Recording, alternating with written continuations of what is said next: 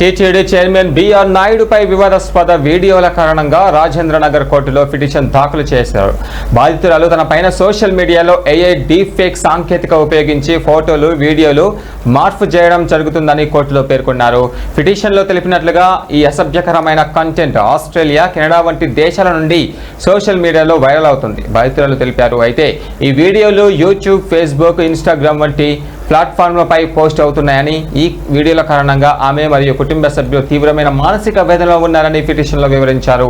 ఈ case social media monitoring, deep fake వీడియోల నిజస్థితిని గుర్తించడం మరియు బాధితురాల్ని రక్షించడంలో కీలకంగా మారినట్లుగా అధికారులు తెలిపారు. లడ్డూ ఉన్న వ్యక్తి అని ఎంత నైస్ ప్రొఫైల్, గుడ్ ప్రొఫైల్ ఉన్న వ్యక్తిని పట్టుకొని, నమస్కారం, నేను లక్ష్మీభరద్వాడ.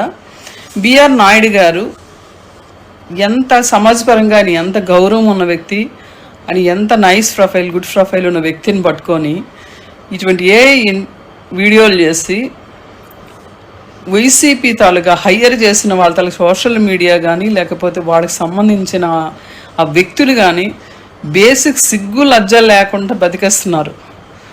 లడ్డూ కోసం మాట్లాడండి అంటే లడ్డూను వదిలి మిగతావన్నీ మాట్లాడుతున్నారు. అన్నీ కూడా క్రియేట్ చేసి జనాలను ఏదో ఒకలా నమ్మబలకడానికి ప్రయత్నిస్తున్నారు. నిజంగా వైఎస్ రాజశేఖర రెడ్డి గారు చనిపోయి బ్రతికిపోయారు, లేకపోతే ఆయన మీద కూడా ఇటువంటి వీడియోలు చేసి ఆయన్ని కూడా ఈయన తాలూకు పదవి వ్యామోహానికి తండ్రిని కూడా ఈరోజు సమాజంలో పరువు తీసుండేవాడు.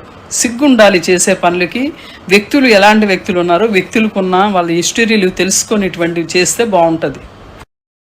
ఉన్న వ్యక్తి అని ఎంత నైస్ ప్రొఫైల్, గుడ్ ప్రొఫైల్ ఉన్న వ్యక్తిని